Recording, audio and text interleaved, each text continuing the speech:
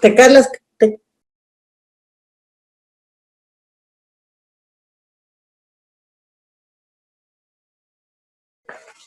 licenciado, buenas noches, ¿cómo está?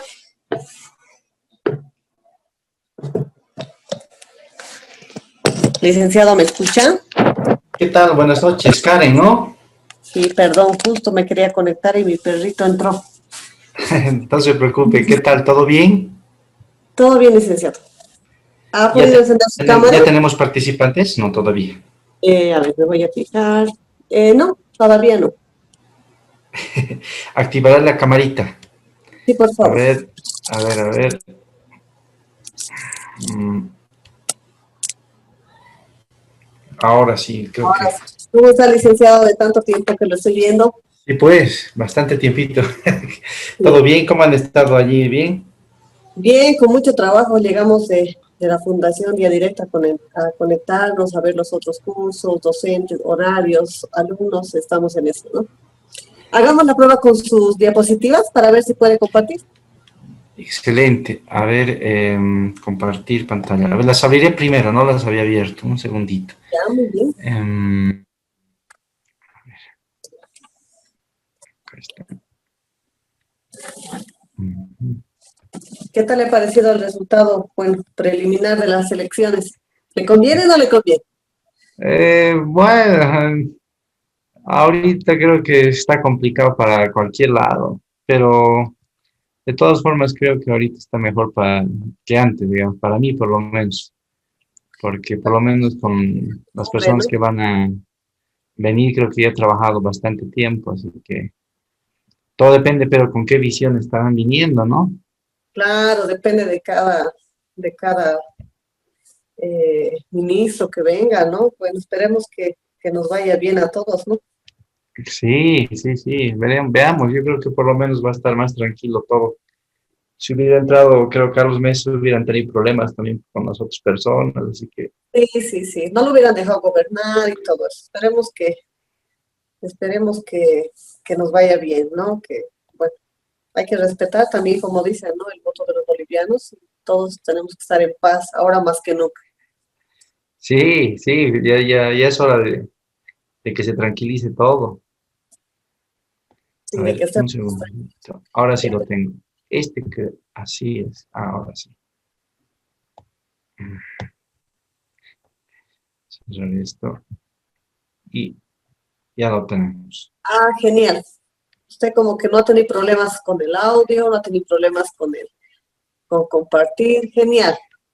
Sí, yo creo que no va a haber problemas. Alguna vez ya me he reunido por Zoom, pero no compartiendo, pero es lo mismo que otros, ¿no? Creo que son similares. Sí, sí, más o menos. ¿Qué habría que tener de cuidado aquí con el Zoom? ¿Qué sería lo que lo Eh, especial, digamos? no, nada, simplemente esto el tema del audio, más bien usted está con audífonos, eso es lo más importante porque otros docentes están con el audio de la laptop, ¿no? De su equipo, entonces ese es un problema, ¿no? Ese es, a veces Ahorita se me escucha bien. se le escucha excelente. Ah, qué bueno, qué bueno. Entonces, mi hijo pues todos los días está con su laptop y me ha enseñado ahorita cómo entrar, todo. Así que he Y estado con él.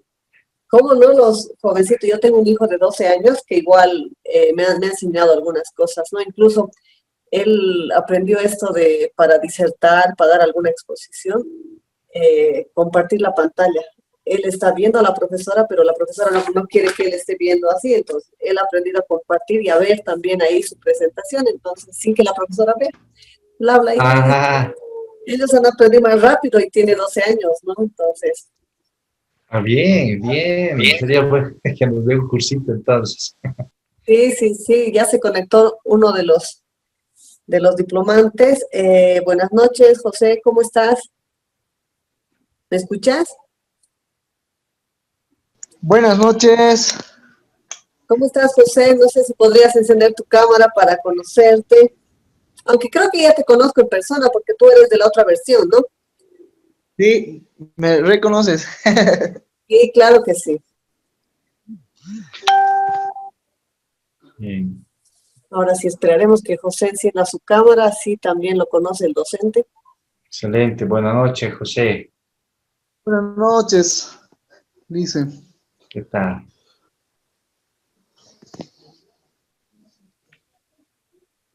Si utilizo otra aplicación acá, porque voy a usar el Excel, igual los chicos me siguen viendo, ¿no? Sí, O tengo hola que José. volver a compartir. Hagamos la prueba, A licenciado, ver, mientras están conectando los demás estudiantes.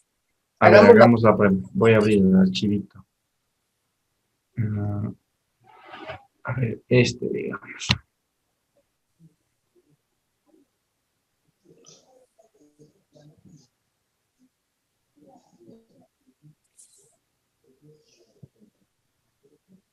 Mm, Boris, buenas noches, ¿cómo estás?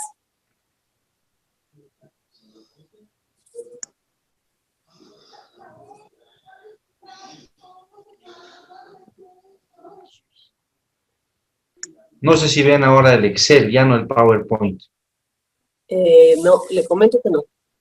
Ah, ya, entonces cuando comparto una aplicación, solo usa esa y tengo que cambiar seguro. Entonces Sí, tendría porque que dejar ahorita de lo que están viendo compartir es la...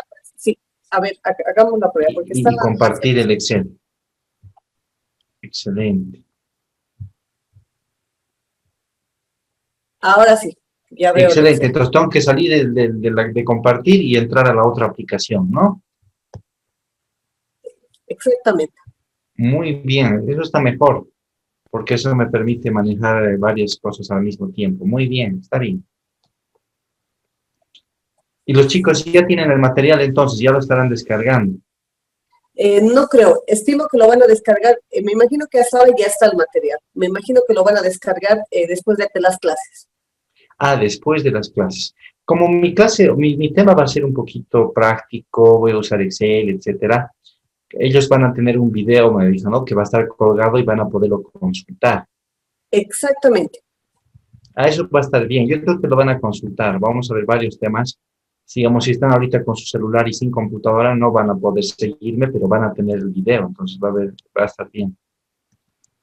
Así es, licenciado. A ver, veremos quiénes más están. Boris, ¿cómo estás? Buenas noches. ¿Cómo está? Buenas noches. Hasta que lo ¿Cómo conozco, está pues, Martín? Buenas noches. ¿Qué Gusto, tal? Karen. Igualmente, buenas noches. a ver, veremos a la otra estudiante, Olivia. Olivia, buenas noches. Buenas noches, licenciada Karen. Buenas noches, licenciado.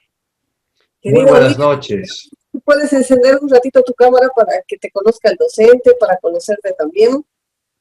Claro que sí, en un momento. Buenas noches, Olivia. Buenas noches. Estoy buscándote aquí en la lista que tengo. Ahora sí, Olivia, ya te veo. Ya te veo. Mm. Bueno, en este módulo es bastante importante el tema de la cámara, el tema de la participación. Entonces, si pueden estar en toda la clase con la cámara encendida, bueno, te los voy a agradecer. A ver, vamos a ver. Yo creo, a ver, está José, Boris, Olivia. Esperaremos 2 minutos más. ¿Les parece? Excelente, estamos todavía en 35 tengo. Sí, esperaremos 2 minutos más. Mientras se conecta Miguel, Gabriela, Fernando, después faltaría Eric.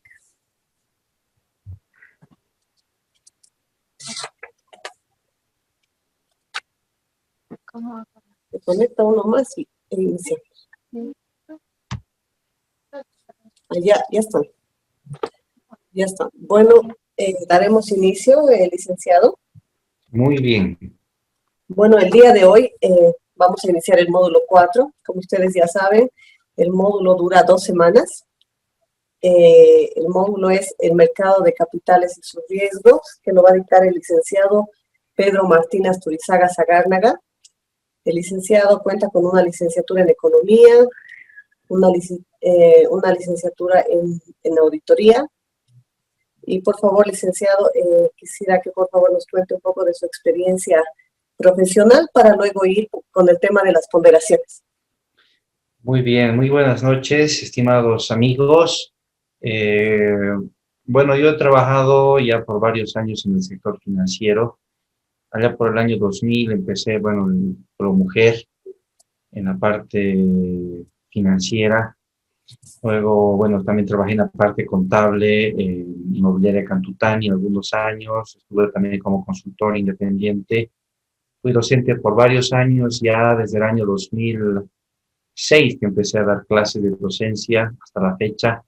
En varios lugares he estado dando clases en universidades, en Univalle, en la UNSA, en Udabol también, en la Universidad de La Salle, en la Católica en alguna oportunidad, aquí en la ciudad de La Paz, en cuanto a mi experiencia docente, ¿no? Y en posgrado, en varios lugares, ahora me toca también estar en IDEA, creo que estoy ya por 2 años aquí trabajando, bastante satisfecho por el trabajo que hemos podido desarrollar en IDEA también. En cuanto a mi experiencia más reciente en el área financiera, por los últimos 11 años he estado trabajando en la Autoridad de Supervisión del Sistema Financiero. He empezado como analista en el año 2009, analista, varios cargos de analista he ido subiendo, fui a ser jefe el año 2012. A partir del año 2012 trabajé como jefe de estudios e investigaciones hasta el año 2017. Y el año 2017 me ascendieron a director de estudios y publicaciones hasta la fecha, ¿no? Entonces, he trabajado, bueno, durante el anterior gobierno, este gobierno igual, hemos estado trabajando para ver los riesgos del sistema financiero y también el mercado de valores. En realidad, como saben ustedes, ASFI regula tanto intermediación financiera como el mercado de valores. Entonces, he participado en ambos mercados en la realización de estudios, cuando hubo el tema también de un cambio de valoración en la metodología de valoración para aquellos títulos que tenían un modelo, ¿no es cierto?, para desactivación, hace un par de años más o menos, un año y medio. También estuvimos trabajando con los directores de aquel momento, Gonzalo Bravo, que los que trabajan en valores tal vez no lo han conocido, y otras personas, ¿no?, que ya no están en este momento en ASFI, buenos compañeros. Básicamente esa es mi experiencia en el ámbito, digamos, financiero, los últimos 10 años, 11 años en ASFI. He tenido la oportunidad de tener varios cursos internacionales y nacionales con varios organismos internacionales. En el caso de ASFI, ASBA, que es la Asociación de Supervisores de América, me ha invitado a varios cursos en Estados Unidos, he estado en México, en España, en Perú, etcétera. Y el Comité de Basilea, en la parte de bancos, me ha invitado al año 2018 a Suiza, ¿no? Entonces tuve la oportunidad de tener un curso allá también relacionado con el sistema financiero en cuanto a qué riesgo de liquidez. También un curso dictado por el supervisor en Estados Unidos, tanto allí como acá. Entonces, en 2 ocasiones tuve cursos. Entonces, he tenido una oportunidad bastante interesante, pienso, lo que son los cursos relacionados con gestión de riesgos y justamente el reglamento que tiene que ver con la gestión integral de riesgos en el mercado de valores. Lo hemos trabajado también conjuntamente con la Dirección de Normas y el Mercado de Valores y Sociedades Controladoras en ASFI. Entonces, es un tema del cual he participado y bueno, pues quiero compartir con ustedes el enfoque que se ha tenido cuando se lo ha creado y las metodologías que se pueden usar en las entidades del mercado de valores. Particularmente vamos a aplicar a este mercado para poder medir los riesgos, lo que es el riesgo del mercado, el operativo, si nos alcanza el tiempo, riesgo de liquidez y la gestión integral de riesgos. Eso es básicamente lo que les puedo comentar, estimados amigos. Llámenme Pedro, llámenme Martín, tengo 2 nombres, algunos me dicen Pedro Martín. En realidad, Martín es mi hijo, entraba con el perfil de él, así que, bueno, generalmente me dicen Pedro. Pero si quieren decirme Martín, no hay problema, mi otro nombre es Martín, excelente, ¿no? Eso sería lo que les puedo comentar, digamos, como una introducción y les doy la bienvenida a este módulo con todas las ganas de poder compartir mi experiencia y mis conocimientos en esta área y también escuchar de ustedes sus preguntas, sus inquietudes. He preparado un material que no solamente se aboca tal vez solamente al mercado de valores nacional, sino también que les permita analizar el contexto internacional actual del mercado financiero a nivel mundial, ¿no? Entonces, eso sería la introducción que quisiera darles. No sé si tal vez algo más habría que comentar, no sé qué opinas, Karen. Gracias, licenciado. Bueno, también es importante comentar el tema de la ponderación, ¿no? Como ustedes ya saben, 70% va a la evaluación final, que esta vez la evaluación final va a ser el próximo jueves. Va a estar habilitado de 3 de la tarde hasta la medianoche del día jueves, el próximo jueves, para que puedan dar su examen. Y ya el día viernes en clases con el docente van a poder resolverlo, ¿no? Van a disolver ciertas dudas que hayan tenido. Eso es importante, ¿no? Creo que tal vez eso vamos a aplicar para los siguientes módulos, que me parece algo muy bueno. También 10 puntos se van a ir para el tema de los foros, que ustedes ya saben. Nos quedarían 20 puntos. Los 20 puntos el docente los va a tomar en cuenta la participación, ¿no? de los diplomantes. Entonces es importante eso, ¿no? Saber que ahí van a estar los 100 puntos y que el tema de la asistencia no tiene una puntuación, pero sí tiene que estar en el 80% de las clases. Lo bueno es que hay el apoyo de las grabaciones. Y bueno, eso sería todo, licenciado, yo lo dejo. Yo voy a llamar Lisa internamente, le agradezco mucho, gracias por haber aceptado la invitación de Fundación IDEA.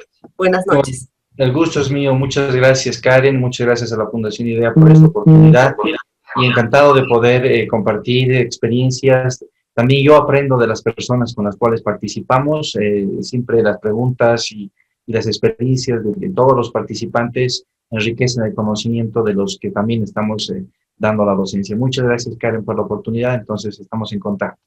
Listo. Buenas noches. Voy a estar en su clase. Buenas noches. Hasta... Buenas noches. Muy bien, estimados amigos. Entonces, como ya hemos iniciado oficialmente el módulo, les había comentado que vamos a ver este capítulo, digamos, de la normativa del mercado de valores, que es la gestión integral de riesgos. Este tema es un tema, hasta donde yo he visto, tal vez reciente para el mercado de valores, porque el enfoque en el mercado de valores no es similar que en el caso del sistema de intermediación, donde sí están bastante ya acostumbrados por mucho tiempo a los temas de gestión integral de riesgos, ¿no? En el caso de intermediación, el principal riesgo es el riesgo de crédito.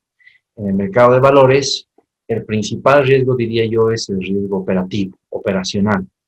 En segundo lugar, tendríamos también el riesgo del mercado, y la normativa establece un conjunto de otros riesgos importantes, ¿no? Como, por ejemplo, el riesgo de contagio, el riesgo sistémico, y que los vamos a ir viendo. Y también introduce una parte que es la gestión integral de riesgos en su proceso de identificar el riesgo, monitorearlo, ¿no es cierto? Inclusive hasta el control, la mitigación, la divulgación. Y esta metodología que está en la reglamentación es acorde con la metodología que tiene el sistema de intermediación. Entonces, ambos sistemas tienen la misma metodología en cuanto a lo que es la gestión integral, porque solo existe una, ¿no? Para esto, y la más desarrollada, y que también varios organismos del mercado de valores la han ido adoptando, internacionales, al igual que Basilea, son estas que han estado trabajando ya los bancos por mucho tiempo. ¿Dónde nace toda esta teoría? En los Estados Unidos, donde los bancos no son como acá, ¿no? Acá los bancos están solamente especializados en lo que es la intermediación financiera. En esta economía muy desarrollada, los bancos también se dedican a lo que es el mercado de valores. Tenemos los grupos financieros que son muy grandes, los bancos de inversión, que realizan ambas actividades, ¿no? Tanto en lo que es intermediación financiera tradicional como las actividades de mercado de valores, como lo hacen las agencias de bolsa, el asesoramiento a sus clientes, el trabajo también de comprar y vender títulos, a veces de forma especulativa, administrar fondos de inversiones, mutuos les llaman allá también, los hedge funds, comprados específicamente por lo que conocemos acá como las AFPs, que están dispuestos a asumir bastante más riesgo que nuestro mercado, etcétera. Entonces, es ahí donde nace esta teoría de la gestión integral de riesgos. Y en nuestro país ha estado separado por mucho tiempo en lo que es intermediación financiera y el mercado de valores, como si fueran dos mundos muy distintos que en realidad no lo son. De hecho, a nivel mundial, los bancos que están presentes en diversos países transfronterizos, lo que llama el Comité de Basilea, realizan ambas actividades y los supervisores en todo el mundo supervisan, así como en Bolivia, el mercado de intermediación y el mercado de valores, ambos mercados. Y la Ley de Servicios Financieros, la 393, introduce un concepto nuevo que no teníamos acá, que son las sociedades controladoras de los grupos financieros. Y tal vez ustedes sepan, pero al interior de donde yo trabajo, ASFI, existe una dirección específica donde están tanto el mercado de valores y también los grupos financieros. En estos grupos financieros que están supervisados en la dirección del mercado de valores, participan las controladoras que también controlan a la actividad de los bancos, de los servicios auxiliares del sistema de intermediación y también a las entidades del mercado de valores. Entonces, se ha adecuado la normativa, la 393, a la regulación internacional. Si bien les voy a comentar cosas relacionadas con mi trabajo, valga la aclaración, ¿no? No lo tomen como algo que venga de ASFI, ¿no? No es que les voy a comentar algo como si fuera palabra oficial de ASFI, ¿no? O sea, no estoy participando como representante de ASFI, sino como Pedro Asturizaga, como Martín Asturizaga, simplemente alguien que eventualmente ha estado trabajando en ASFI, pero les está comentando la experiencia técnica, ¿no? Entonces, cuidado me citen en alguna inspección o algo que tengan de ASFI. Eso, mucho cuidado. Si tienen alguna pregunta, por favor, siéntanse libres de preguntar, de comentar. También me enriquece mucho la experiencia que ustedes puedan tener en el ámbito. He visto que algunas personas sí han estado trabajando en el mercado de valores, algunos no, pero de todas formas, que hagan consultas también a mí me sirve bastante, ¿no? Entonces les estaba comentando, si no me entienden igual, me paran, me dicen, por favor, esta parte, una nueva explicación, excelente, y lo explicamos nuevamente. Entonces les decía que a nivel internacional está regulado así. El Comité de Basilea regula tanto bancos como mercado de valores, porque estas entidades generalmente realizan la misma actividad en una sola institución que es muy grande, o a través de grupos financieros, sociedades controladoras que también tenemos en nuestro país. Comentarles que he estado participando también por designación en varias reuniones del Mercosur. Entonces, Bolivia se ha estado tratando de adherir, tal vez ustedes sepan, al Mercosur y participamos en las reuniones semestrales que realiza el Mercosur. Entonces, todavía no nos han aceptado como un miembro, pero sí hemos tenido varios grupos de trabajo en el mercado de valores, en lo que es banca y lo que es la contabilidad a nivel regional para la adopción de las NIFs. En lo que es el caso de Bolivia, comentarles que estamos bastante adelantados en esta gestión del grupo a nivel conglomerados financieros, grupos financieros que dependen de un holding. Esa es la forma en la cual se recomienda a nivel internacional y lo estamos haciendo bastante bien. Tenemos la normativa ajustada en este aspecto. Inclusive los requerimientos de capital más adelante se los va a trabajar porque están ya también designados o establecidos en la ley. Se los va a trabajar los requerimientos de capital para que se incluya el grupo en su integridad, incluidos los activos que tienen las agencias de bolsa, las sociedades administradoras de fondos de inversión, etcétera, que estén formando parte de un grupo financiero de un conglomerado, ¿no? Entonces, con conceptos generales, vamos a empezar con la lámina. Consultarles si han podido descargar el material o si pueden hacerlo ahora. No sé, tal vez, no sé si me comentan un poquito, Olivia, Gabriela, José, si les ha sido posible descargar el material, esta presentación que estamos haciendo.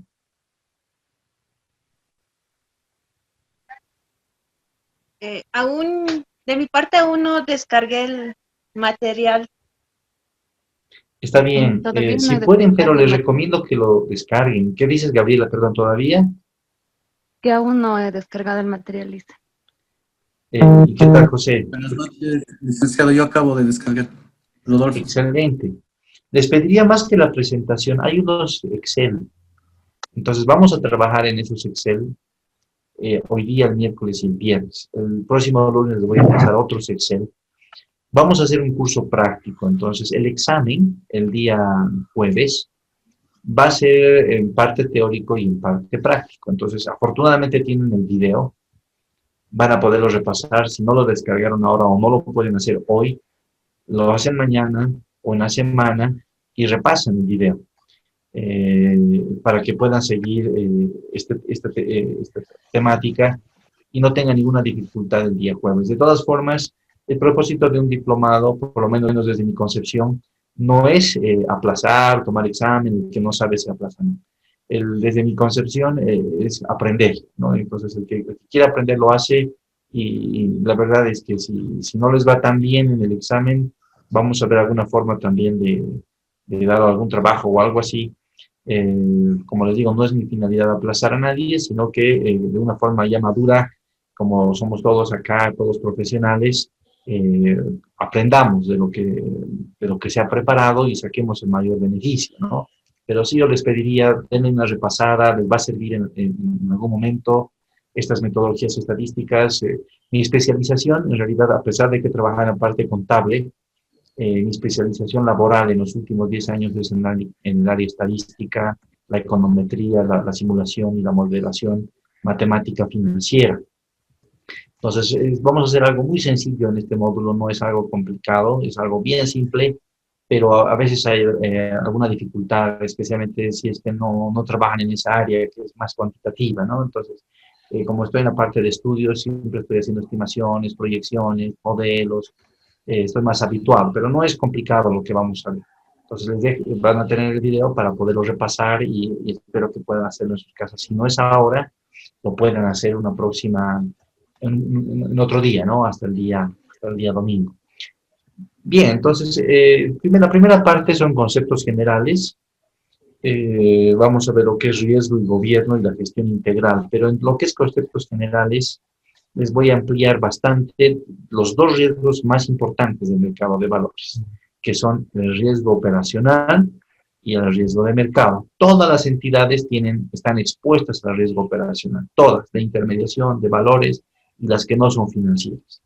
En el mercado de intermediación está muy desarrollada la gestión de riesgo operacional. En el mercado de valores se ha hecho algo, pero no todavía a nivel de intermediación. Se apunta a que más adelante el mercado de valores también llegue al mismo nivel del mercado de intermediación. De hecho, tenía que entrar ya. Tenemos una central de información de riesgo operacional en ASI, la cual es alimentada por información de los bancos y de todas las entidades, inclusive bancos y de servicios financieros complementarios. Muchísimas entidades, más o menos tenemos ahí casi 100 entidades, ¿no? Entonces, en el mercado de valores tenía que haber entrado, sin embargo, no ha sido posible.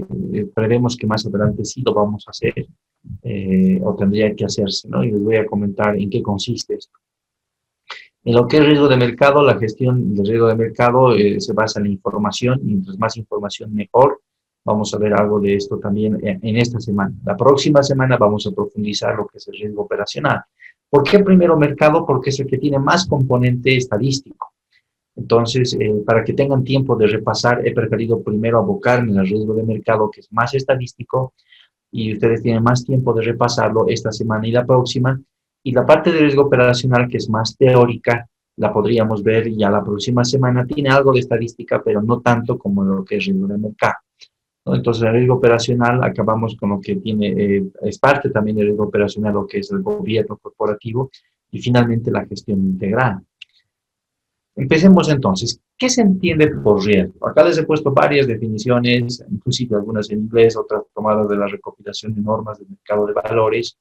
El término riesgo es una contingencia o proximidad de un daño, eso según la RAE, ¿no? La Real Academia de la Lengua Española. Alguna otra definición dice que es la posibilidad de que se produzca un contratiempo o una desgracia, de que alguien o algo sufra perjuicio o daño. En inglés, the possibility that something unpleasant or unwelcome will happen, es decir, la posibilidad de que algo no deseado, no placentero o algo no bienvenido ocurra, ¿no? El siguiente dice una exposición. Algo, perdón, dice el anfitrión actualizado de esta reunión, ahora incluye minutos ilimitados. Bueno, es un mensaje que me sale.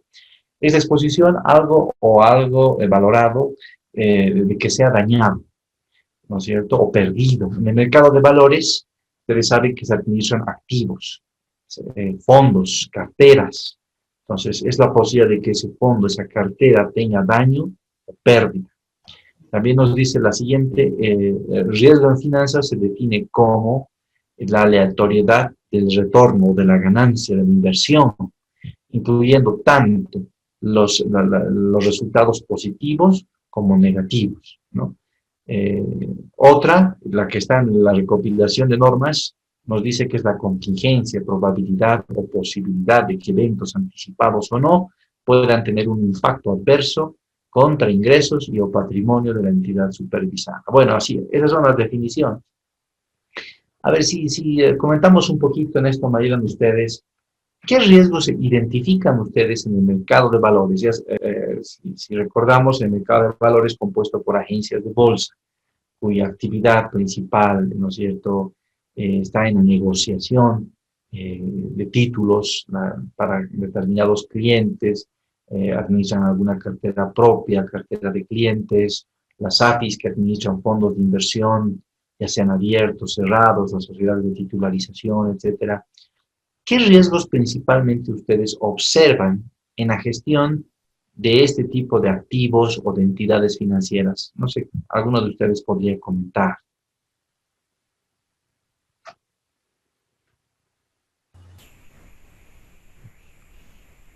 ¿O qué riesgos creen que están expuestos? Para el inversionista yo pienso que el riesgo que corre es que la empresa donde va o piensa invertir a la larga tenga problemas de carácter económico y no puedan cumplir con los compromisos que adquieren al momento de colocar los bonos y recibir las inversiones por parte de los inversionistas, ¿no? Ese sería, yo creo, el riesgo más grande o el principal riesgo que se corre. Excelente, ¿no? Ese riesgo que me mencionas es el riesgo que corre el inversionista, como muy bien dices. Y los títulos que principalmente se transan en el mercado de valores hoy día son los DPFs, ¿no?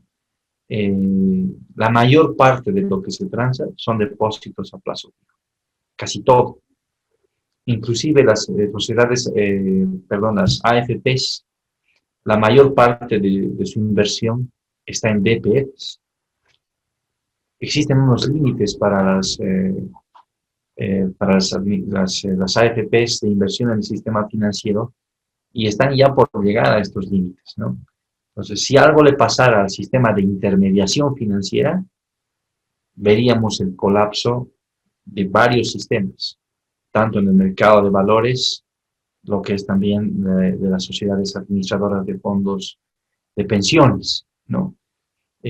¿Por qué? Porque el sector bancario en nuestro país es muy grande y no han existido hasta ahora alternativas de inversión. Una de las alternativas, por ejemplo, que se ha estado planteando recientemente, pero lastimosamente no se ha podido concretar en el Decreto Supremo 4272 que se sacó este año, está en la titularización de la cartera de créditos de las entidades de intermediación. Pero si ustedes ven una vez más, el riesgo estaría asociado al mercado de intermediación, ya sea por el lado de los DPFs o ya sea por el lado de valores de titularización de cartera. Sin embargo, de todas formas el riesgo se reduciría porque cuando una entidad tiene un DPF y la entidad quiebra, ¿no es cierto?, el riesgo está en la misma entidad, has aportado todo a una sola entidad o un grupo pequeño de entidades. Pero si tú te compras estos valores de titularización como una inversión, aunque quebrase la entidad, no necesariamente los prestatarios de esa entidad van a quebrar junto con ella. No necesariamente, o sea, casi imposible. Entonces estarías diversificando los riesgos. Todavía no se ha concretado, o sea, ya tenemos el decreto y ya está todo la cancha rayada, pero no se ha concretado la emisión de estos títulos todavía, ¿no? Hay un banco que está trabajando en ello, pero es bastante complejo Me hubiera gustado, bueno, tal vez podamos hablar un poquito más adelante de esto. Igual he participado en emisión de esta normativa relacionada con la titularización, que es bastante interesante la forma en la cual se estructuraría estos títulos de titularización de cartera de créditos de las entidades de intermediación. Entonces, lo que menciona Boris es muy cierto. Si no te cumple la contraparte, si no cumple las condiciones, por ejemplo, otro de los títulos también importantes son los bonos subordinados, ¿no? Aparte de los bonos corporativos, pero me juegan también mucho los bonos subordinados emitidos por las entidades de intermediación financiera. Entonces, igual aquí está el sector de intermediación, ¿no? Pero si no son entidades de intermediación, hay otros emisores, ¿no es cierto? Hay emisores de bonos corporativos también. Si no cumplen en algún grado, estaríamos hablando de riesgo de contraparte. En el mercado de valores se llama así. En el mercado de intermediación lo conoceríamos simplemente como riesgo de crédito, ¿no? Entonces, el riesgo de crédito es un riesgo importante, pero no solamente ese riesgo. Yo vería más, actualmente hay un riesgo en la valoración de los títulos. Porque ustedes saben que cuando existe una marcación, como todo en el mercado de valores está registrado a valor de mercado, afecta toda la cartera que tenga esa entidad invertida en ese título específico. En el caso de las AFPs, por ejemplo, las valoraciones le han afectado por mucho tiempo las marcaciones de ciertos títulos y estaban haciendo esas valoraciones que se esté generando una especie de burbuja. ¿Por qué? Porque se estaban haciendo más marcaciones en un momento con tasas de interés bastante bajas y lo que hacía que el valor de esa cartera empiece a incrementarse de una forma, digamos, un poco artificial, porque como también ustedes saben, en el mercado de valores no existen muchos participantes, estamos algo más de 100, pero no son muchos los participantes y no son muchas las transacciones. Entonces, una marcación afecta a una cartera muy grande de las AFPs, entonces a ellos como inversionistas les estaba afectando bastante movimientos del valor de mercado. No era porque había un riesgo de que no te paguen el título, sí te lo iban a pagar, ya sea de ETF o bono, o un valor de titularización, te lo iban a pagar, pero como se estaban realizando marcaciones con una tendencia de tasas de interés bajas, como existe una relación negativa entre la tasa y el valor del título, lo que estaba ocurriendo es que los balances de las AFPs estaban incrementando artificialmente su valor, pero en algún momento eso iba a parar. Entonces, cuando las tasas empiezan a subir, todo ese valor acumulado iba a reducir generando pérdidas a las entidades. Y ustedes saben que es bastante sensible este tema de la jubilación porque afecta a muchísimas personas, ¿no? Entonces, los movimientos del mercado son otro factor que genera riesgos. Otro tema de riesgos es la gestión de la liquidez. Ustedes saben que existen ciertos límites para la liquidez que deben cumplirse, tanto en títulos estructurados como también a nivel de las AFIs y de las agencias deben cumplir ciertos niveles de liquidez. El no cumplir con esto hace vulnerable a la entidad, primeramente desde el punto de vista del regulador, pero también en ciertas épocas en las cuales se podría generar estrés. Ustedes alguna vez tal vez han visto en años pasados cuando había elecciones, felizmente este año no ocurrió, se generaban corridas de depósito. Y las corridas de depósitos no solamente afectaron a los bancos, sino también afectaban entidades del mercado de valores, ¿no es cierto?, los inversionistas en las agencias de bolsa, sus clientes, ¿no?, la cantidad de clientes ahí que empezaba igual a sacar su dinero. Entonces también ahí vemos riesgo de liquidez porque tenía que tener la entidad la liquidez suficiente para cumplir los requerimientos de sus clientes. Otro riesgo es el riesgo operacional, que lo vamos a ver a continuación. Entonces, al final, como aquí lo que quiero resaltar es el concepto de riesgo, que es una probabilidad o posibilidad. Entonces, eso está en la recopilación de normas y alguna vez me hacían preguntar, ¿y qué diferencia hay entre probabilidad o posibilidad? O lo están poniendo como algo repetitivo, como decir lo mismo, probabilidad y su sinónimo posibilidad. ¿Por qué lo ponen como probabilidad o posibilidad? Bueno, probabilidad, cuando hablamos de probabilidad, estamos hablando de una medición estadística, cuantitativa. La probabilidad se mide con valores que van entre 0% y 100% o entre 0 y 1. 0% no existe la posibilidad de que algo pase. 1% de que es totalmente seguro de que algo pase. Y cualquier valor intermedio entre 0 y 1 nos da algo, digamos, de la incertidumbre. Entonces, eso es probabilidad, está expresado en términos numéricos. Y esa incertidumbre viene con la palabra contingencia. Contingencia nos viene algo que puede pasar o no puede pasar. Es la contingencia, probabilidad, ¿está bien? O posibilidad. ¿Y posibilidad qué tiene de diferente con probabilidad? Cuando hablamos de posibilidad, decimos de forma cualitativa, no tanto ya de forma cuantitativa. Es posible, poco posible, es muy posible, más o menos posible, es cuando hablamos de posibilidad. De que eventos, anticipados o no, puedan tener un impacto adverso contra los ingresos y o patrimonio de la entidad supervisada. En esta parte ustedes saben que un impacto en el ingreso tarde o temprano afecta a lo que es el patrimonio, ¿no? Entonces, vamos al estado de resultados y al balance. Afecta al estado de resultados y a la larga va a afectar al balance porque un impacto adverso en los ingresos puede representar pérdidas, un menor ROE, menor rentabilidad. Entonces, la entidad supervisada podría verse afectada de esa forma, por muchos factores, ¿no? Entonces, eso es el riesgo. Y toda entidad, tanto entidad de mercado de valores, tanto inversionista, tanto banco, está sujeta al riesgo. Lo vamos a ver desde el punto de vista del inversionista, pero también desde el punto de vista de la entidad. Si ustedes se fijan, el enfoque de la normativa es a la entidad, pero el inversionista, por supuesto que también tiene su riesgo ahí, y el inversionista es un participante muy importante en el mercado de valores. En esta lámina, si no tienen alguna duda, podemos pasar a la siguiente. Si no, en cualquier momento me paran, por favor. Los principales riesgos que se enfrenta una entidad financiera del mercado de valores. Una entidad financiera, estamos hablando, ya sea cual sea, de valores y intermediación, en este caso, valores. Los básicos: riesgo operacional, riesgo de mercado, riesgo de liquidez. Os pongo estos tres básicos porque estoy hablando de la entidad del mercado de valores. Desde el punto de vista del inversionista también existen, y también de la entidad, el riesgo de crédito, pero pensaría que no lo pondría en los básicos. Esto no está en la norma de esa forma. Están estos riesgos, pero no están clasificados. Pero yo pondría en el mercado de valores los tres de arriba para las entidades, y los adicionales, sí, el de crédito, y les voy a comentar cuál de los de abajo es. El riesgo operacional, el principal. El riesgo operacional. ¿Qué es el riesgo operacional? La probabilidad o contingencia, como veíamos ahí, o posibilidad de tener pérdidas relacionadas con la operativa de la entidad, que puede generarte, por ejemplo, un riesgo legal por haber hecho un mal contrato o algún tema con los inversionistas. Estos te llevan a un proceso, digamos, por haber hecho algo mal.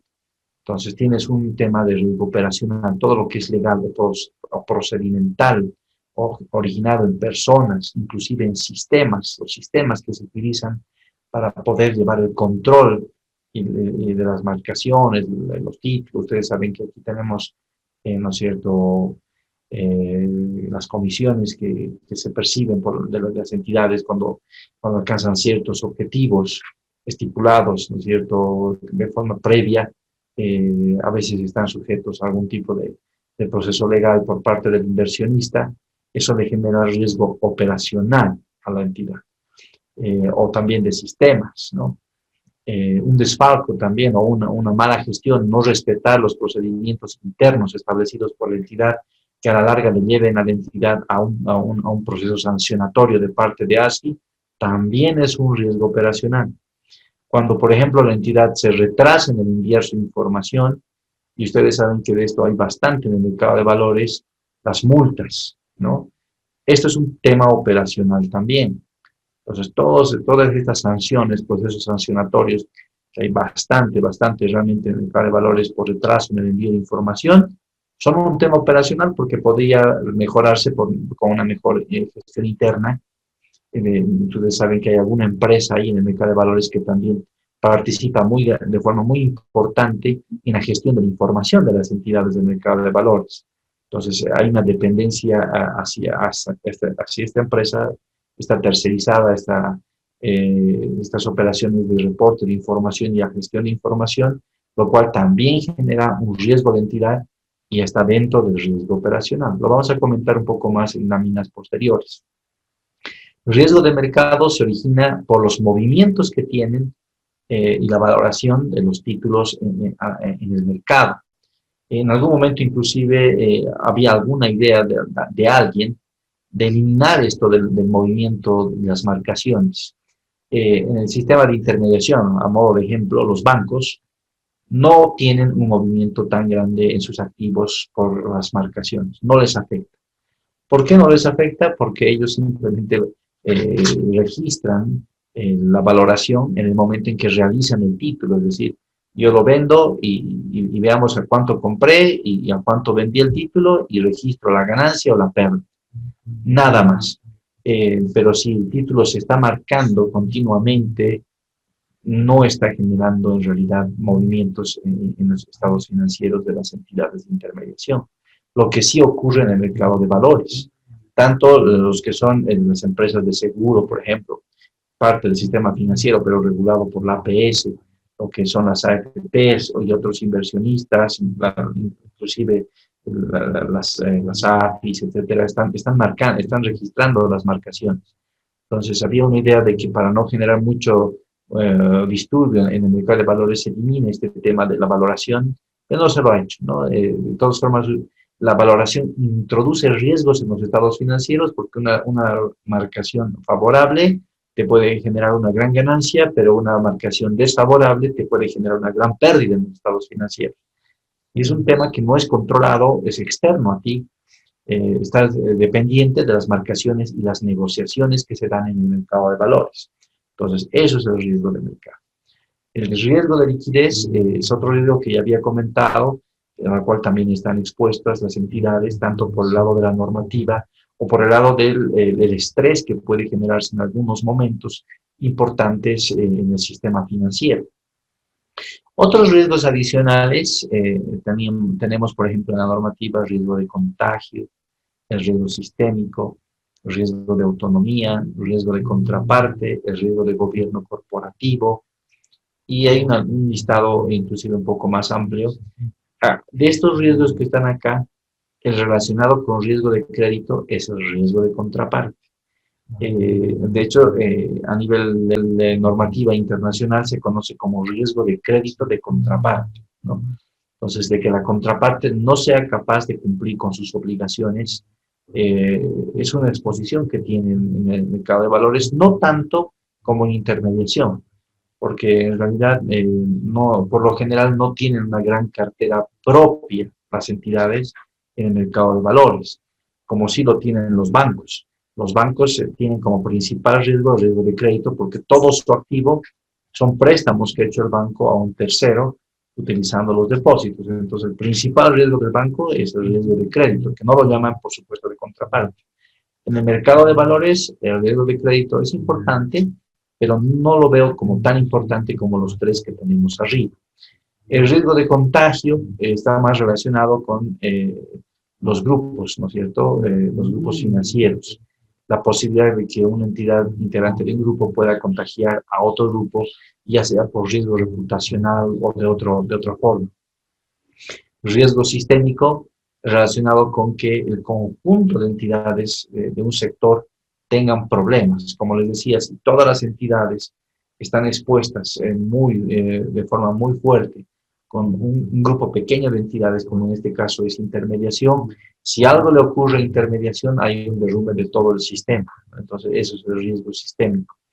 Riesgo de autonomía relacionado con que en un grupo financiero las decisiones se las tome a nivel entidad financiera del grupo y no a nivel, digamos, grupo financiero, que no pueda ser autónomo, ¿no es cierto?, en sus decisiones, una entidad del grupo, porque depende al final de las decisiones que tomen más arriba u otras entidades que forman parte del grupo.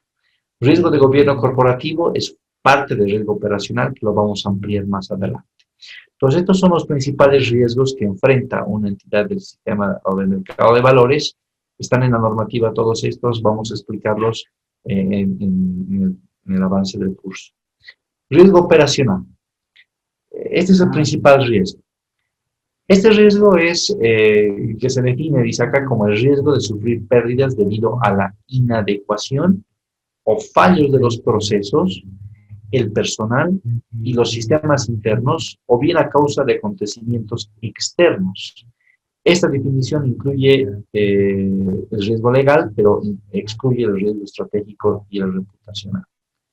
Otra definición que está en la Ley de Servicios Financieros, estos dos son los que definen mejor en el caso internacional y en el caso nacional, es la posibilidad y probabilidad de que una entidad de intermediación financiera, dice, porque está abocado esta ley a intermediación, pero nos habla del riesgo en sí, incurre en pérdidas por fraude interno y externo, fallas en las personas, procesos y sistemas, eventos internos de orden estratégico y operativo y otros eventos externos. Estas definiciones son estándar a nivel mundial, o sea, tanto en lo que es valores como en lo que es intermediación. Y los factores de los cuales estos hablan son estos cuatro los principales. Las personas, es decir, la actuación de las personas me puede meter en problemas, ¿no es cierto? El que la persona no actúe de acuerdo a los procedimientos internos, por ejemplo. Procesos que estén mal elaborados, también, porque me puede generar hasta un tema legal, igual que las personas. Los sistemas, la generación de información, la vulnerabilidad que pueda tener el sistema, por ejemplo, de ser hackeado externamente o ser vulnerado internamente, ¿no? O eventos externos de cualquier tipo, ¿no? Eventos como un terremoto, etcétera. Cualquier cosa que de forma externa me pueda afectar, inclusive de orden político en un país, también son parte de lo que es el riesgo operativo o operacional. Las categorías en las cuales se suele subdividir el riesgo operacional son las que tenemos acá listadas: fraude interno o externo, relaciones laborales y seguridad en el puesto de trabajo, ¿no? A veces, no sé, una liquidación inclusive con un empleado mal hecha, que no vaya en concordancia con la normativa, clientes, productos y prácticas empresariales, la relación con nuestros clientes, daños a activos materiales, por ejemplo, que no se tengan los cuidados necesarios y se produzca, por ejemplo, un derrumbe en una oficina que dañe activos, por dar un ejemplo, también es parte. Incidencias en el negocio y fallos en los sistemas, ejecución, entrega y gestión de procesos, son las categorías en las cuales se las suele clasificar este riesgo. Y el marco del riesgo operativo en sí es este, y está en la normativa. Tenemos el gobierno corporativo y el apetito de riesgo de la entidad, que son los principales pilares de este riesgo. Luego de ello tenemos una cultura y concientización interna del riesgo operacional. Muchas veces las entidades no lo tienen, a veces muchas entidades son pequeñas, muy pequeñas en realidad, y no tienen una cultura y concientización interna lo suficientemente adecuada para este riesgo. Hay que contar con políticas y procedimientos formalizados, está también en la norma. Es importante generar datos internos y externos de pérdida, procedimiento de autoevaluación y control de riesgos, que actualmente también está implementado por las unidades de auditoría, análisis de escenarios, indicadores claves de riesgo. Con esto se hace una medición y modelación para que la entidad comprenda el nivel de riesgo al cual está expuesta, y el reporte, tanto para los niveles gerenciales como para los niveles intermedios, de cuál es la exposición. Este es el marco. Vamos a hacer una modelación de este tema la próxima semana, un poco sencilla. En las diapositivas que les he dejado, he parado acá, digamos, lo que es riesgo operacional, porque el tema es un poco más teórico y lo vamos a ver la próxima semana. Entonces vamos a continuar con lo que es el riesgo de mercado y dejamos este tema para más adelante. Entonces empecemos con lo que es riesgo de mercado. ¿Qué es el riesgo de mercado? Es la posibilidad de sufrir pérdidas, en posiciones dentro y fuera de balance a raíz de oscilaciones en los precios de mercado. Los riesgos que suelen considerarse son los siguientes: riesgos inherentes a acciones. Por ejemplo, acá en Bolivia comercializamos, se negocian muy pocas acciones. y a instrumentos relacionados con los tipos de interés, que serían básicamente los bonos y los DPFs en nuestro país, y en la cartera de negociación, que les voy a explicar en un momento. Riesgo de divisas y riesgo de productos básicos no lo tenemos en nuestro país, este último, en todo el balance. No sé si alguno de ustedes actualmente trabaja en una entidad del mercado de valores. Tal vez nos puede comentar un poco el tema de cómo hacen con la valoración de los títulos y las marcaciones. No sé si Boris, Rodolfo o Gabriela en ese momento están trabajando en alguna entidad del mercado de valores. No, licenciado, no trabajo en No, una entidad de mercado de valores. No. Ah, perfecto. Rodolfo, no sé, Boris, Tampoco, licenciado. tampoco. Boris, ¿qué tal? Yo he visto, buenas noches, yo vi el tema del tema de los hechos de mercado. Ah, bien. En realidad se capturan, existen dos, uno que son de los títulos locales, del mercado local, y en el caso de que tuvieras inversiones en el exterior, también se captura sus precios de mercado. Excelente, excelente. Bien, lo que les comento yo es que en el mercado de valores hay no sé si algo, perdón, creo que te he cortado, Boris, perdón. No, está bien, sigue. Por la cantidad de participantes, que son muy pocos, muchas veces las marcaciones se hacen de tal forma que no son, digamos, de acuerdo a un precio real de mercado. A ver, les doy un ejemplo. Una agencia de bolsa pequeña X hace la compra de un DPF o un DPF a cierto precio, con cierta tasa de interés. ¿Y por qué lo hace? A veces son negociaciones que hace la agencia de bolsa ya con el inversionista. En muchos casos, porque le conviene que al hacer esa negociación, en su propio balance o en el balance o en la cartera que está administrando de sus clientes, se genere un incremento en el rendimiento. ¿Por qué? Porque si incrementa el rendimiento, tiene un pequeño incentivo ahí, ¿no? Ganancia. Entonces, esa situación puede afectar, no obstante, negativamente a otra entidad o también positivamente, ¿no? Entonces, ese tipo de marcaciones, como todas las entidades participantes valoran sus activos a precios de mercado, tienen que ajustar sus balances. Entonces, se generan ahí fluctuaciones que no son beneficiosas para todos o pueden generar burbujas. Cuando, por ejemplo, las tasas de interés están en un contexto de reducción continua, como ha estado por mucho tiempo, hace unos años, entonces, cuando la tasa de interés es baja, el valor del activo es alto. Entonces, los balances se empiezan a sobredimensionar, pero tarde o temprano las tasas de interés vuelven a subir. En ese caso, los balances pierden valor y se genera una pérdida en los estados financieros.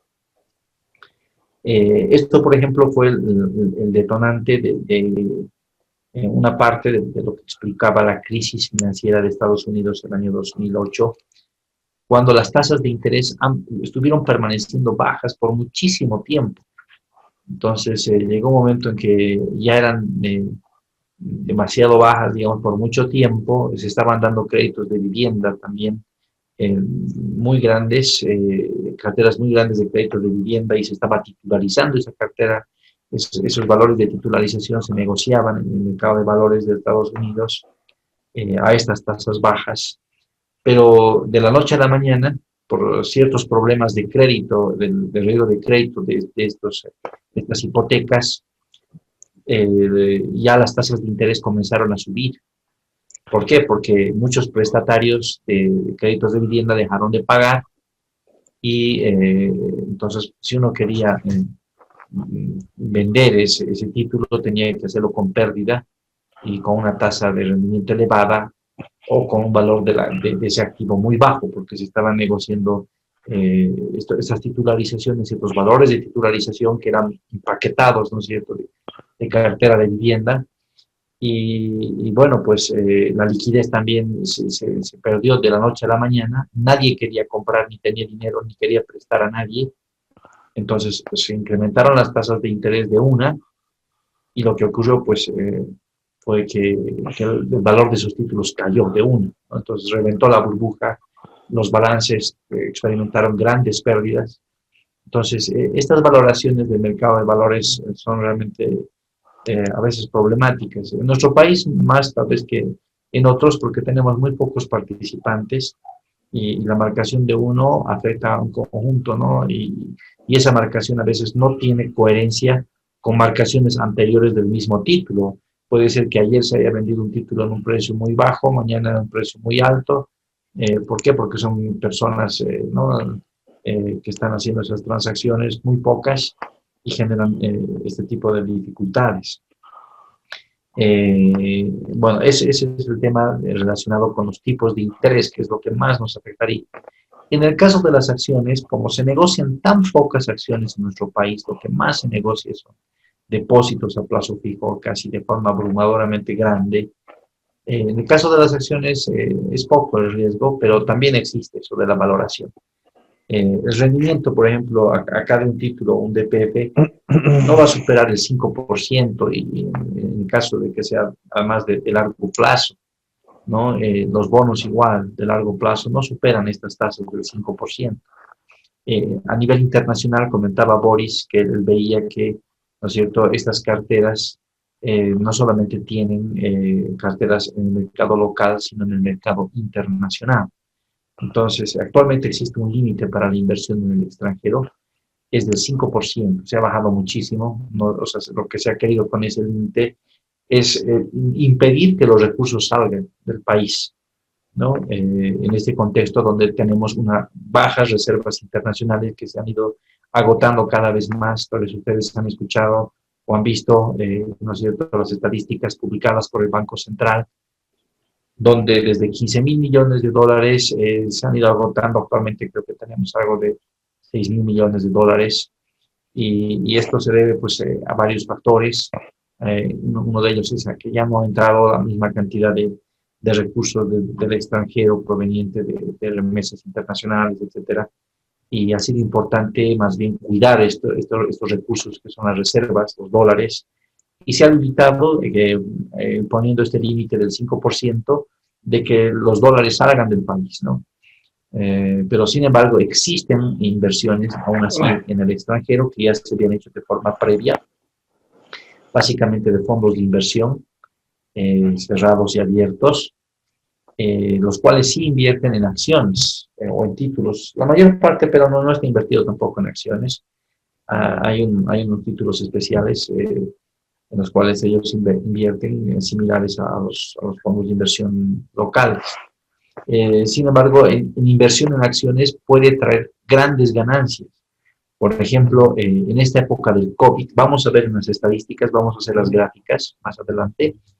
Si uno, por ejemplo, hubiera comprado una participación en un fondo de inversión en los Estados Unidos en cierto periodo del COVID, creo que es en marzo, lo vamos a ver específicamente, cuando las acciones habían caído muy duro en los precios, actualmente hubiera generado un rendimiento en solamente 6 meses de 45%, o sea, un rendimiento muchísimo, muy grande, ¿no? O sea, como les dije, los DPFs te generan a lo mucho 5%, igual los bonos de largo plazo 5%, pero en solo 6 meses en especulación en el mercado internacional, una persona podría haber generado 45% de rendimiento, rentabilidad ahí, de rendimiento, ¿no?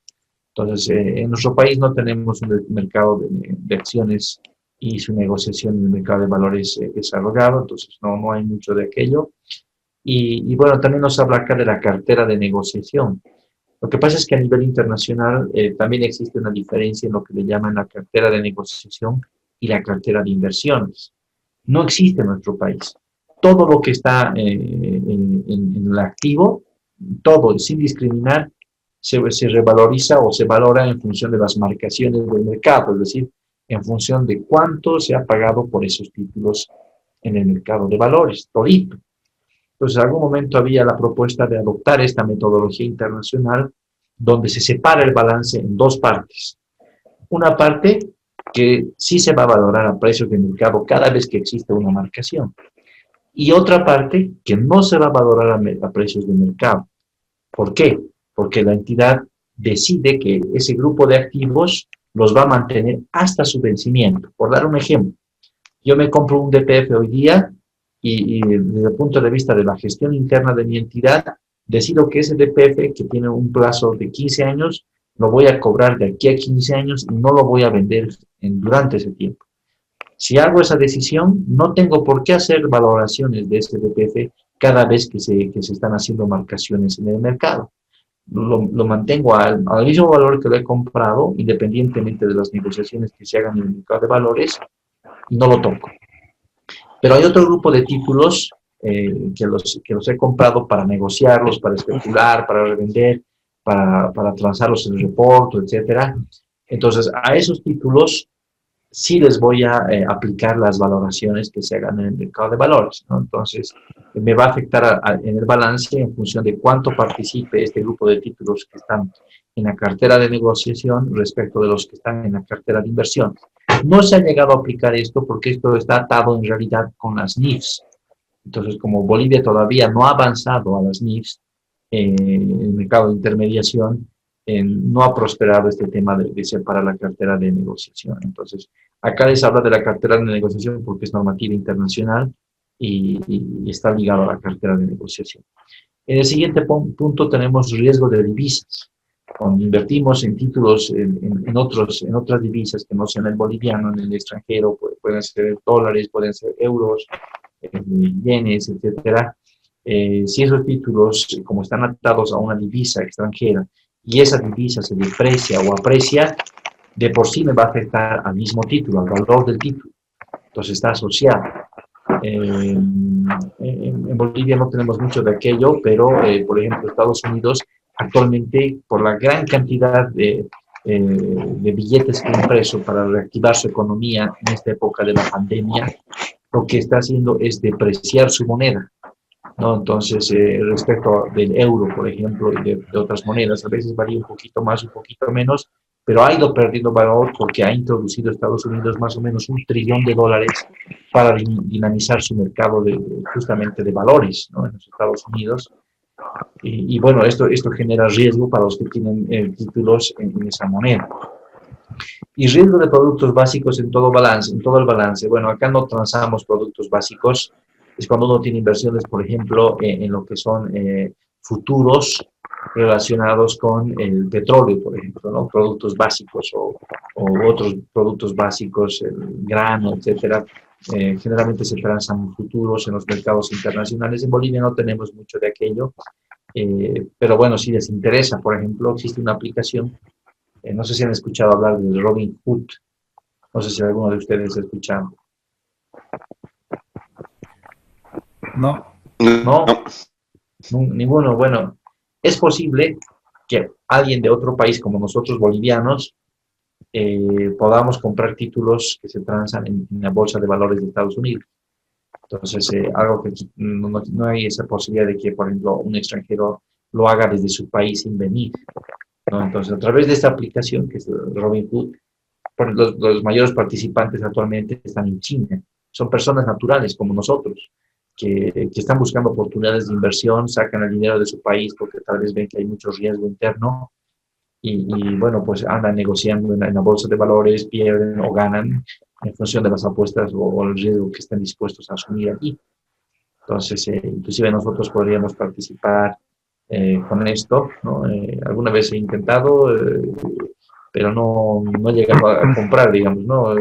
Es riesgoso, hay que conocer bastante, ¿no? Y vamos a ver un poquito de aquello también más adelante. Bien, eso es en cuanto a lo que es el riesgo de mercado. ¿Cómo medimos el riesgo de mercado? La principal forma de medir el riesgo de mercado es a través del indicador denominado valor en riesgo, en inglés value at risk. Este valor en riesgo lo que nos mide es cuánto sería lo máximo que podemos perder de un día a otro, o de un mes a otro, o de un año a otro, pero generalmente es diario el cálculo que se hace, o mensual, al tener en nuestra posesión un determinado activo. Uno de los más obvios en inicio es las acciones, porque son actualmente las que mejor están o más rentabilidad pueden generar. Como les dije, si ustedes participaran en este Robinhood, por ejemplo, porque hay varias aplicaciones, no solamente esta, en el mercado de valores de Norteamérica, digamos, podrían ganar o perder todo, ¿no es cierto? En esta época de la pandemia hubieran ganado. Inclusive actualmente ya hay la posibilidad, recién se ha creado, de poder dividir una misma acción. A veces las acciones tienen un valor elevado, entonces se compra una participación de una acción. Hay mecanismos ya bastante interesantes y bueno, uno podría ahí medir cuánto puede perder diariamente de forma estadística, ¿no? Entonces es la máxima pérdida esperada. Les he dejado una lectura. Está en inglés, de todas formas, me ha parecido útil porque no hay mucho libro en español, la verdad, que te permita comprender, hacer estos ejercicios en Excel. Y esa lectura que les he dejado tiene ejercicios en Excel para que ustedes puedan practicar. Los conceptos de valor en riesgo hay en español también, pueden buscarlo en internet, hay bastante. Pero esta lectura es un autor bastante reconocido que te enseña cómo hacerlo en el Excel. Vamos a hacer alguna práctica ahora a continuación. Para calcular el valor en riesgo, tenemos que seguir los 3 pasos que están en esta lámina. Primeramente, calculamos el rendimiento del activo, que no es lo mismo que la tasa de interés. Una cosa es la tasa de interés, por ejemplo, de un DP, que tiene una tasa de interés que sí es su rendimiento, pero ese rendimiento no lo estamos viendo desde ese punto de vista del rendimiento de la tasa de interés, sino del rendimiento que tiene el activo por sí cuando lo negocias en el mercado de valores, cuando lo compras y lo vendes, no cuando cobras los intereses al final. O sea, estamos dejando de lado lo que les había dicho que es la cartera de inversiones. Si yo me compro un título para cobrarlo en su vencimiento, eso no es negociar en el mercado de valores, no es simplemente almacenar mi dinero en un título y cobrarlo al final, o cada año, cada que tiene un cupón. Eso no es negociar en el mercado de valores. Negociar en el mercado de valores es comprarte un título y venderlo, y comprarte otro y revenderlo, etcétera, hacer reportos, negociación con ese título, ser activo con ese título. Eso es participar en la negociación del mercado de valores. Entonces, cuando uno participa en el mercado de valores de esta forma, lo que menos le va a importar es la tasa de interés del título mismo. Lo que le va a importar es cuánto puede obtener al comprar y vender.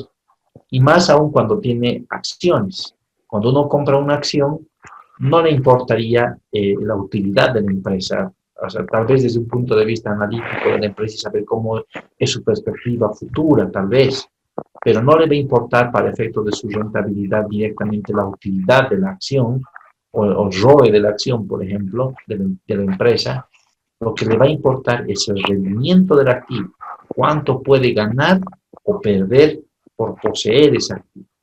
Entonces, para calcular el rendimiento, lo único que hacemos es tomar el precio del periodo T y dividirlo sobre el precio del periodo T-1, es decir, de un día antes o de un mes antes. Aquí les voy a pedir, por favor, en sus láminas, hay un error, no debería ser R, sino P, este es el precio. Mil disculpas acá, vamos, me están viendo, ¿no es cierto? Estoy cambiando, en lugar de R ahí, estoy cambiando por P, por favor, eso. La próxima semana, de todas formas, cuando les dé la segunda parte, voy a adjuntar la presentación completa. Entonces van a tener con esta corrección. Por esta semana, les pido, por favor, acá, tener en cuenta que la variable que se está tomando es el precio. Y lo que está queriendo decir es que el rendimiento del periodo actual es igual al precio actual sobre el precio anterior menos 1. Y eso es aproximadamente igual al logaritmo natural del precio de este periodo del día de hoy sobre el precio del día anterior. ¿no? Entonces, el primer paso que tenemos que hacer es calcular el rendimiento. El segundo paso es calcular la varianza de los rendimientos. Pues acá tenemos igual el mismo problema. Ah, no, está bien. Acá la varianza es de los rendimientos. Está bien. La sumatoria de los rendimientos en el periodo T menos el promedio de los rendimientos elevados al cuadrado sobre T menos 1, pero esto no lo hace el Excel, esta parte es sencilla, lo hace el Excel directamente. Y el tercer paso es estimar el valor en riesgo, y vamos a empezar utilizando el método paramétrico. Les voy a explicar a continuación en qué consiste. Paramétrico será. Entonces, el valor en riesgo del rendimiento es igual a lo que tengo invertido multiplicado por su desviación estándar. Aquí hay una corrección también. Sigma no tiene que estar al cuadrado, lo tienen ahí al cuadrado, ¿no? Entonces, no tiene que estar al cuadrado, multiplicado por el valor de la distribución normal correspondiente a un nivel de significancia elegido que es alfa, y por la raíz cuadrada de la variación en el tiempo. Vamos a aplicar esto a un ejemplo. Entonces, aquí traten de hacerlo conmigo, o en su defecto, por favor, repasen este video más adelante, si no lo tienen ahorita en Excel, en su computadora. Vamos a hacer un ejemplo con el archivo que les he pasado, que es el archivo precio acciones, el 01, en el cual tenemos series históricas pasadas de estas 4 empresas, de Ford, General Motors, Microsoft y Sun. Entonces, vamos a ver en qué resultado el precio de sus acciones. Haciendo un repaso, ¿no es cierto? Ford es una empresa, tanto Ford como General Motors son empresas que fabrican autos en los Estados Unidos, ¿no? Microsoft, la que produce el Excel, el Word, ¿no es cierto? Y Sun es una empresa también conocida por varios programitas, como por ejemplo han debido escuchar hablar del OpenOffice, por ejemplo, o el Java, ¿no? Es igual un paquete de Internet. Entonces vamos a ver cómo va el precio de estas 4 empresas y vamos a calcular para ellas el valor en riesgo, es decir, si ustedes hubieran invertido en esas empresas, ¿cuántos riesgos estarían asumiendo? Les voy a explicar ahí cómo se interpretan las gráficas, ¿no? Entonces, lo que hacemos primero, como nos dice acá, es abrir el archivo. Estas instrucciones las he detallado un poco más que lo que tienen ustedes. Igual les voy a pasar estas láminas ya con todo esto. Vamos a abrir, vamos a hacer una gráfica, vamos a calcular el rendimiento, vamos a hacerlo en las 2 metodologías, tanto utilizando la primera parte de la fórmula, que es el precio sobre el precio anterior, menos 1, como utilizando el logaritmo del cociente. Vamos a ver cuál es la diferencia. Vamos a calcular la varianza y vamos a finalmente estimar el VAR paramétrico mensual y trimestral de los rendimientos, considerando un nivel de confianza del 95% y suponiendo que ustedes tienen invertido 520 millones de dólares en cada empresa, ¿no? Entonces, para eso, a ver si pueden acompañarme, voy a dejar de compartir este PowerPoint y voy a compartirles el Excel. Entonces, nos vamos al Excel. Ya está, acá lo tengo. Muy bien. Entonces, es lo que les decía, ¿no? Acá tenemos el precio de las acciones de estas 4 empresas histórico. En un siguiente ejercicio vamos a ver un precio muy actual, reciente, y van a ver el tema que les contaba del coronavirus y todo, y cómo se podría haber generado bastante utilidad en esta época de pandemia, ¿no? Vamos a analizar eso más adelante. Pero a ver, para empezar, lo que vamos a hacer es una gráfica del precio de estas 4 acciones y vamos a ver qué ha pasado en el periodo analizado. Para ello, seleccionamos las empresas, las pintamos. Si quieren que les repita algo, por favor me dicen nada más y volvemos a hacerlo, ¿no? Pintamos, seleccionamos todo, hacemos clic en insertar. A continuación tenemos que escoger el gráfico apropiado, que para este tipo de datos es el gráfico de línea, porque es una serie de tiempo. Entonces, hacemos clic en el gráfico de línea y nos va a generar un gráfico como el que tenemos aquí en mi pantalla. Lo que voy a hacer es ampliar este gráfico llevándolo a una hoja. Voy a moverlo a una hoja para que tengamos el dato en pantalla grande. Vamos a mover el gráfico a una hoja nueva. Muy bien. Y aquí vamos a poner como título precio de las acciones. Muy bien. Entonces podemos observar a ver qué ha ocurrido con estas empresas. Y aquí yo les hago una pregunta. Por ejemplo, si ustedes fueran inversionistas o quisieran invertir en estas acciones y tienen esta información, en el caso de, por ejemplo, las acciones de General Motors, voy a cambiar el color para que sea más claro para todos. Voy a ponerlo de color negro, esa que acabo de pintar, y vamos a poner también, para que sea mucho más claro, las líneas punteadas. ¿En qué momento ustedes venderían el título, la acción, si tuvieran una acción de General Motors, ahí en la gráfica de la que está punteada? ¿Y por qué? A ver, no puede ver. No sé si tiene algún... Yo la vendería. ¿no? Yo creo que la vendería.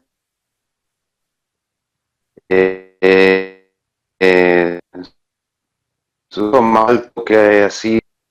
Marzo de 2002. Marzo de 2002. A ver, veamos. Por tendencia fue. Vamos a marcar. Punteada, ¿Por qué ¿verdad? venderías La acá? General Motors, sí. ¿Por qué venderías en ese punto? No, en marzo. En marzo, ¿no es cierto? Más o menos por ahí, un poquito antes, ¿no? Porque está por caer, ¿no es cierto? Sí. ¿Y cuándo la comprarías? Y por lo que veo, ¿dónde la compraría? En enero del 2006. O entre noviembre y enero del 2006. Enero. Exacto, muy bien. Porque ahí tienes el precio que está... Pero obviamente... bastante... Perdón, sí. Claro, obviamente, pero habría que ver y ver las tendencias de por qué la caída, ¿no? Porque por ahí es una caída que no tiene solución o que va a ser muy lenta, de repente no va a ser la mejor compra, pero si la caída del precio ha sido por tema coyuntural, sería buen momento para comprarlo, ¿no? Excelente, ¿no? Esa es la óptica. Comprar el título cuando cae su precio. Esa es la parte racional sobre este tema. Y es increíble que mucha gente venda, ¿no? Y remate sus títulos, como ocurrió recientemente en Estados Unidos. Vamos a ver en un próximo ejercicio cómo el Standard & Poor's cayó de valor, el índice, bastante, porque muchos vendieron sus títulos a precios bastante bajos por el temor de lo que puede ocurrir con la pandemia, y los que compraron acabaron generando bastante. Y otro tema que también mencionas, que es muy importante, es saber por qué ha caído a ese nivel el precio de ese título, ¿no? Hay que conocer muy bien a la empresa, qué es lo que está realmente detrás de aquello. Y comentarles que en el caso de General Motors, por ejemplo, acabó siendo adquirida por una empresa japonesa de automóviles, ¿no? Porque quebró.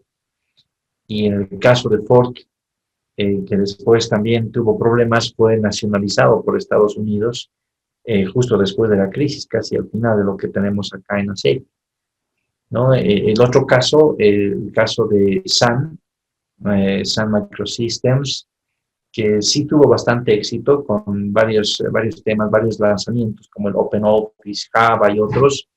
Fue adquirido por Oracle en el año 2010. Entonces sí le fue bastante bien. Ese incremento en los precios nos dice, digamos, casi todo. Le estaba yendo bastante bien a esta empresa y finalmente pudo ser vendida por un buen precio, ¿no? Microsoft ha continuado, es más estable y vamos a ver también, vamos a ver cómo va con su riesgo Microsoft al ver los rendimientos de estas acciones. El siguiente paso que vamos a analizar, o sea, no solamente vamos a ver las acciones y sus precios en niveles, como estamos haciéndolo acá, para analizar el riesgo que tiene. Por lo general no se utiliza el precio mismo del instrumento, del título, del activo. ¿Por qué? Porque si utilizamos el precio mismo, tiene un componente que ensucia, digamos, estadísticamente la serie, que es la tendencia, ¿no? En muchos casos se denomina camino aleatorio, raíz unitaria, tiene una serie que va creciendo continuamente durante mucho tiempo o decreciendo mucho tiempo, y esas oscilaciones que están correlacionadas, es decir, si creció ayer, crecerá mañana y pasado mañana vuelve a crecer por un buen tiempo y después vuelve y baja continuamente. Ese comportamiento, cuando uno analiza estadísticamente, ensucia la serie y no permite un correcto análisis desde el punto de vista estadístico. Entonces, si uno analiza simplemente la serie así, no puede analizar, no puede ver adecuadamente el riesgo. Solamente observa incrementos sostenidos y caídas, pero nada más. No se puede ver claramente, por ejemplo, cuando existe más volatilidad, más varianza. No está tan claro. Entonces, para poder analizar el tema de la volatilidad y el riesgo, porque la forma de medir el riesgo es a través de la volatilidad del precio, se utiliza el rendimiento. Entonces, para ello, lo que voy a hacer a continuación es calcular el rendimiento de estas acciones con las fórmulas que acabamos de ver. Voy a copiar los títulos de las columnas para cada una de las acciones. Y lo que vamos a hacer primero es con la primera metodología. Calcular el rendimiento mensual. ¿Por qué? ¿Por qué mensual? Porque los datos están con frecuencia mensual. Tenemos datos de enero, de febrero, de marzo, etcétera. No tienen una frecuencia diaria, sino mensual. Entonces, calculamos de la siguiente forma. El ratio del periodo actual, perdón, el precio del periodo actual sobre el precio del periodo anterior, menos 1. ¿No? Y vamos a utilizar un formato de porcentaje para que nos muestre el valor bastante pequeño,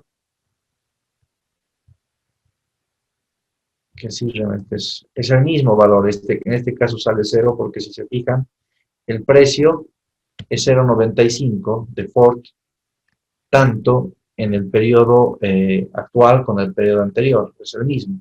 Pero si copiamos la fórmula a las otras 3 empresas, vemos que el valor es distinto. Por ejemplo, el precio de la acción de General Motors se incrementa de 39.55 a 41.4, es decir, 4,68% en un mes.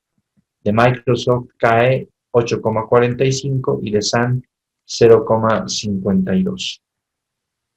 Ahora lo que vamos a hacer es copiar esta fórmula, estas fórmulas de la cabecera, vamos a repetir el cálculo y llevamos hasta el final, ¿no? Hasta el último dato que está en la fila 65, abril de 2007, presionamos Enter y copia, ¿no? Ese es el rendimiento. Entonces, si se fijan, es el valor, ¿no?, del periodo actual dividido entre el valor del periodo anterior menos 1. Utilizamos el formato de porcentaje para saber el incremento o la reducción. Por ejemplo, es interesante aquí el crecimiento de 84,55% de incremento del precio de esa acción. A continuación, hagamos una gráfica, igual como hicimos en el anterior caso, pero les indico lo siguiente. Observen que en la primera fila no tengo cálculo de rendimiento. Eso es siempre así, porque tomamos el precio actual sobre el precio anterior. Pero para el precio de 2002 en enero no tenemos un precio anterior, es el primer dato. Entonces empezamos necesariamente de esa observación.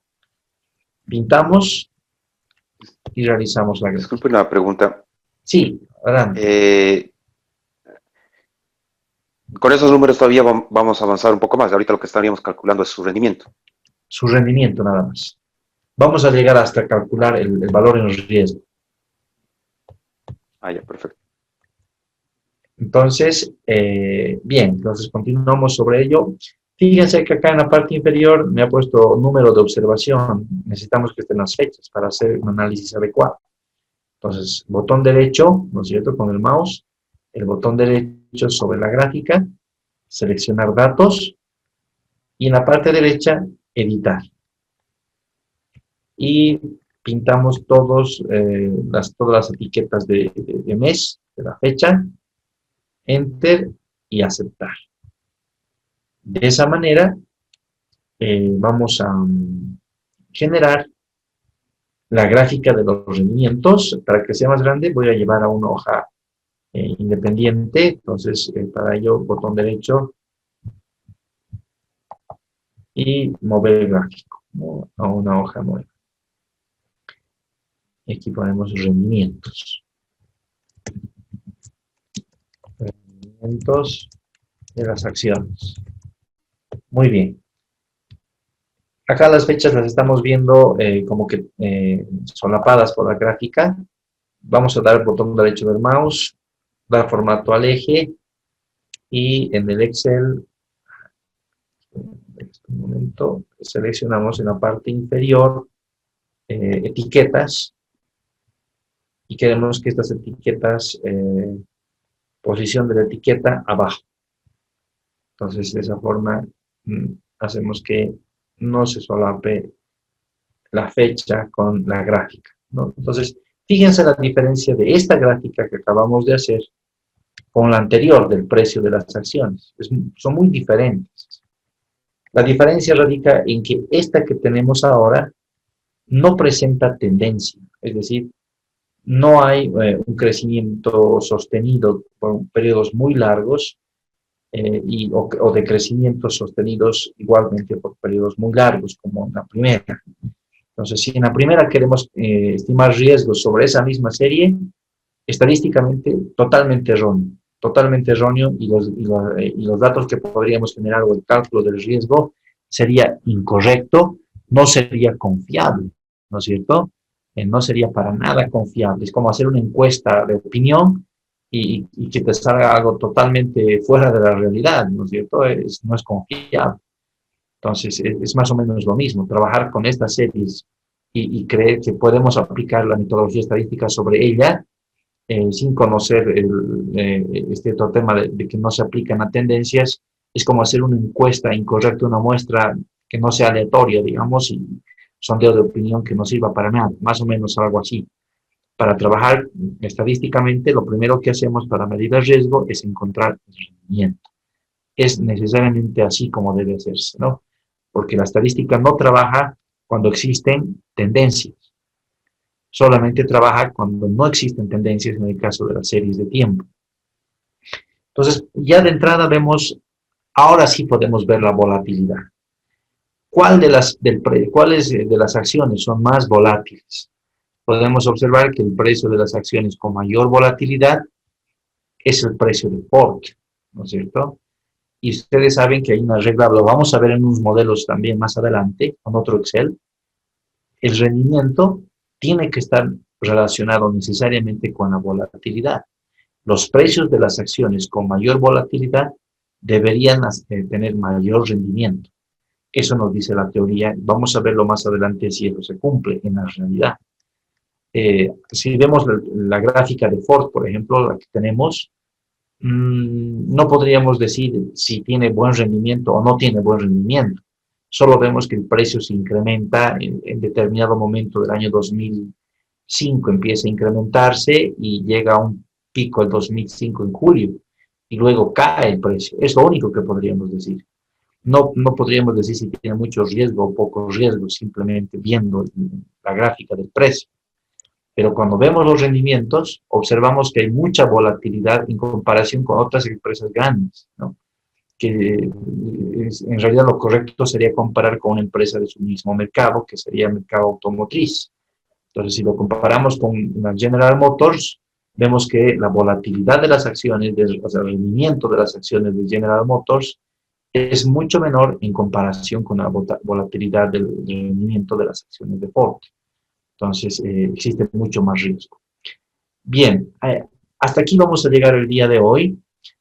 No sé si tienen alguna duda de lo que hemos visto hasta este momento o alguna impresión sobre lo que estamos viendo hasta acá, estimados compañeros. No sé si hay algo.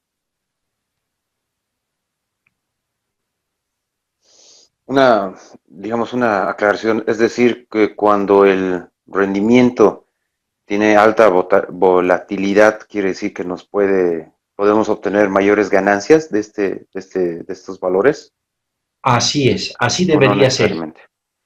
No ocurre siempre, no es una cosa infalible, pero en la mayor parte de los casos es así. ¿Por qué? Porque si no fuera así, nadie se compraría esas acciones. Es decir, una acción que tiene una volatilidad muy grande, que un día puedes ganar mucho y el otro día perder muchísimo más o el doble, no te comprarías a menos que supieras que asumiendo ese riesgo podrías generar mejor rendimiento, ¿no? Si no, no te comprarías esa acción y nadie se compra. Y la razón por la cual se transa un título en el mercado de valores es porque hay gente que está generando ganancias o piensa que puede generar ganancias. En el largo plazo, este título debería tener un rendimiento en promedio superior que el resto de los títulos con menor volatilidad. Para esto hay modelos estadísticos que nos permiten validar esta hipótesis, ¿no? De que mayor rentabilidad cuando hay más riesgo. Y lo vamos a hacer, ¿no? Vamos a utilizar datos reales, estos datos reales, para ver si se cumplen. Pero eso debería estar ocurriendo siempre, porque si no nadie compraría. Nadie compraría un título que es más riesgoso y no te da más rendimiento. Nadie lo compraría. Buena pregunta. Excelente. ¿Quién más tuviera alguna consulta sobre esto?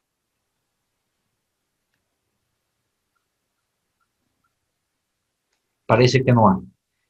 Ha sido un placer, estimados amigos, estar el día de hoy. He tratado de avanzar, digamos, de una forma razonable el tema, rápido, lo más rápido que he podido, que se entienda, así todos puedan hacer el seguimiento y lo bueno es que tienen el video, ¿no? O sea, vamos a tratar de optimizar así los tiempos igual todos los días. Tengo bastante material para poderlo analizar, entonces lo vamos a ir viendo día tras día. Ha sido un gusto, que tengan muy buena noche. Nos vemos entonces mañana, como dicen, en el mismo canal y a la misma hora. Que les vaya muy bien. Gracias, buenas noches. Gracias. Buenas noches, hasta el miércoles. Chao, chao. Chao, chao.